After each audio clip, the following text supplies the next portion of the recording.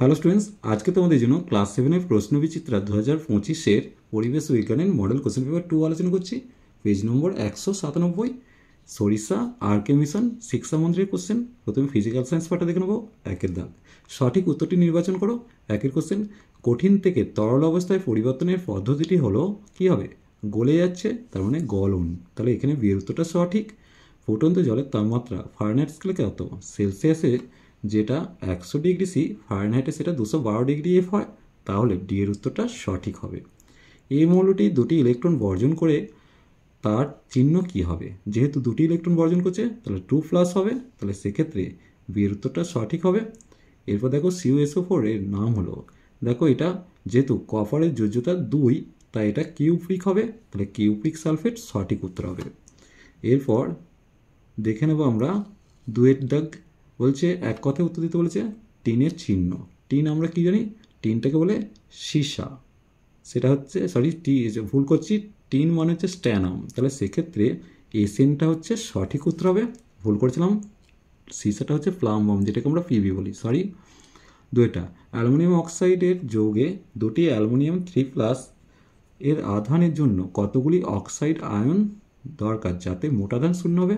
অবশ্যই oxide ion 3টি oxide ion দরকার হবে, কারণ এই 3 দুগুণে 6 আর এখানে 3 দুয়ে 6 প্লাস হয়।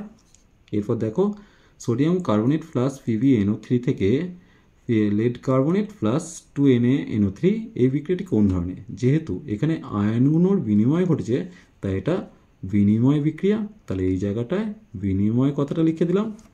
এরপর দেখে নেব শূন্যস্থান পূরণ। দুটি ভিন্ন উষ্ণতার বস্তু পরস্পরের সংস্পর্শে এলে যা হারায় বা যা বাড়তি পায় তাকে আমরা তাপ বলি, তাহলে এই জায়গাটা তাপ কথাটা লিখে দিচ্ছ। এরপর 0 ডিগ্রি সি উষ্ণতায় 1 গ্রাম বরফকে 0 ডিগ্রি সি উষ্ণতায় 1 গ্রাম জলে পরিণত করতে লিন তাপ দরকার, অর্থাৎ কত লিন তাপ? 80 ক্যালোরি লিন তাপ দরকার। এরপর দেখো 3-এর দাগেরটা, মাটির কলসির জল ঠান্ডা থাকে কেন ব্যাখ্যা করতে বলেছে। দেখো মাটির কলসির গায়ে অসংখ্য সূক্ষ্ম সূক্ষ্ম ছিদ্র থাকে যা দিয়ে সামান্য জল বাইরে আসে এবং বাষ্পীভূত হয়। বাষ্পীভবনের জন্য প্রয়োজনীয় লিন তাপ কলসি ও কলসির জল থেকে নেয়, তাই কলসির জল ঠান্ডা হয়।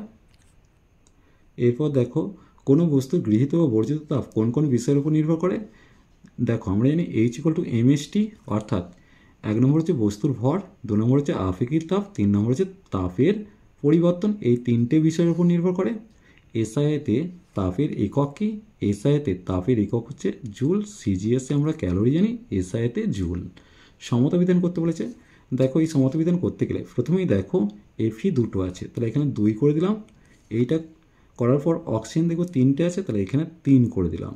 3টে করতে গিয়ে কার্বন 3টে হয়েছে, এখানে 3 করে দিলাম। দেখো এটাই হচ্ছে সমতা বিধান। এরপর দেখো এই বিক্রিয়াটার ক্ষেত্রে আই হচ্ছে প্রথমে আই কত, এখানে 2 আছে, তাহলে এখানে 2 করে দিলাম। 2 করতে গিয়ে কে 2 হয়ে গেছে, তাহলে এখানে 2 করে দিলাম। দেখো সিএল 2 মিলে গেছে। এরপর দেখো লাইফ সায়েন্স পার্টটা দেখে নেবো। প্রথমে সঠিক উত্তর নির্বাচন করতে বলেছে। প্রথম যে কোশ্চেনটা আছে, লিগামেন্টে উপস্থিত প্রোটিনটি হলো, লিগামেন্টে কোনটি থাকবে? লিগামেন্টে অবশ্যই কোলাজেন প্রোটিন থাকবে, অর্থাৎ এর উত্তরটা সঠিক হবে। অনেকগুলি গ্লুকোজ অণু জুড়ে তৈরি হয় শ্বেতসার, এর উত্তরটা সঠিক হবে। এরপর দেখো 3-এরটা বলছে কেটে যাওয়ার জায়গা থেকে রক্ত পড়া বন্ধ করে, কোনটা হবে? এখানে যে 4টে অপশন দিয়েছে, vitamin A, vitamin D, vitamin E, vitamin K, তাহলে সঠিক উত্তর কোনটা হবে? Vitamin K. এরপর 2-এর কোশ্চেনটা, প্রদত্ত কোন খনিজ মৌলটি মানসিক বৃদ্ধি ও বুদ্ধি নিয়ন্ত্রণ করে? Iron, iodine, sodium, calcium. দেখো এই 4টে অপশনের মধ্যে আয়োডিনটা হচ্ছে মানুষের মানসিক বৃদ্ধি ও বুদ্ধি নিয়ন্ত্রণ করে। এরপর 5-এরটা দেখো, একজন ব্যক্তির ওজন 75 কেজি এবং উচ্চতা 1.60 মিটার হলে ওই ব্যক্তির বিএমআই কত? দেখো আমরা জানি বিএমআই মানে হচ্ছে বডি মাস ইন্ডেক্স, যেটা সূত্রটা হচ্ছে ওজন বাই উচ্চতা স্কোয়ার, অর্থাৎ 75 কেজিকে 1.6 তার হোল স্কোয়ার দিয়ে ভাগ করলে মানটা কত পাবো? 29.30। এই মানটা তোমরা মুখস্থ রাখবে, কারণ এই মানটা নির্ণয়ের ক্ষেত্রে তোমাদের অনেকটাই সমস্যার সম্মুখীন হতে হবে। তাই আমি তোমাদের পরামর্শ দেব এই মানটা একটু মনে রাখবে।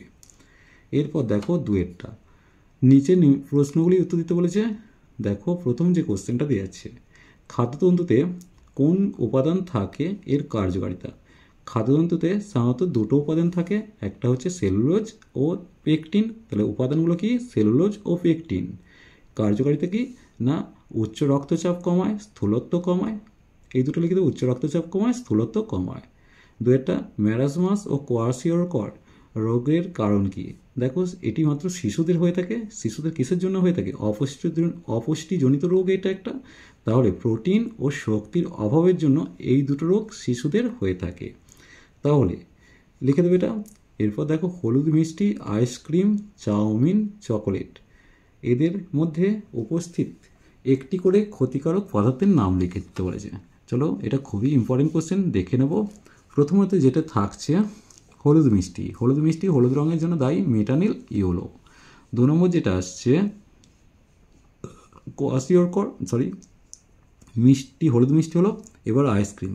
আইসক্রিমে থাকে দেখে নাও কারাজিনান ও ব্রোমিনেটেড ভেজিটেবল অয়েল, যে কোনো একটা লিখবে। 1 নম্বর হচ্ছে কারাজিনান ও ব্রোমিনেটেড ভেজিটেবল অয়েল, যে কোনো একটা লিখবে। এরপর চলে যাও চাউমিন। চাউমিনে থাকে আজিনোমোটো, তাহলে এই জায়গাটা চাউমিনে আজিনোমোটো। আর চকলেটে থাকছে ক্যারামেল। তাহলে এইগুলো একটু ভালো করে মনে রাখবে, এখান থেকে কিন্তু তোমাদের একটা কোশ্চেন আসবেই। এরপর দেখো যে কোশ্চেনটা দেওয়া আছে, বলছে জলকে বাষ্প করতে প্রচুর তাপের প্রয়োজন। জলের এই ধর্মের জন্য প্রাণী দেহে ও উদ্ভিদ দেহে কী কী সুবিধা হয়? দেখে নেব। এটা একটা বইয়ের কোশ্চেন দিয়েছে। সুবিধাটা হচ্ছে বাইরের তাপমাত্রা, পরিবেশের বাইরের তাপমাত্রা দ্রুত বদলালেও বড় চেহারার প্রাণীদের দেহের তাপমাত্রা নির্দিষ্ট থাকে। এরপর দিয়েছে দেখো ভিটামিন এ, ক্যালসিয়াম ও ভিটামিন সি ও আয়রনে একটি করে অভাবজনিত রোগের নাম লিখতে বলেছে। প্রথমে তো ভিটামিন এ এর জন্য রাতকানা হয়, এটা তোমরা জানো। ক্যালসিয়ামের অভাবে রক্ততঞ্চন ব্যাহত হবে, মানে রক্ত তঞ্চিত হবে না। ভিটামিন সি এর অভাবে স্কারভি রোগ হবে। আর আয়রনের অভাবে কি হতে পারে? আয়রনের অভাবে অ্যানিমিয়া হয়, যেটাকে আমরা রক্তাল্পতা বলি। তাহলে এই রক্তাল্পতাও লিখতে পারো, অ্যানিমিয়াও লিখতে পারো। এখানে অ্যানিমিয়া লিখে দিলাম। এরপর দেখো মানবদেহে ফাইটোকেমিক্যালসের 2টি গুরুত্ব লিখতে বলেছে, দেখে নেব। 1 নম্বর হচ্ছে হৃৎপিণ্ডের কাজ ঠিক রাখে, আর 2 নম্বর হচ্ছে ক্যান্সার আটকায়।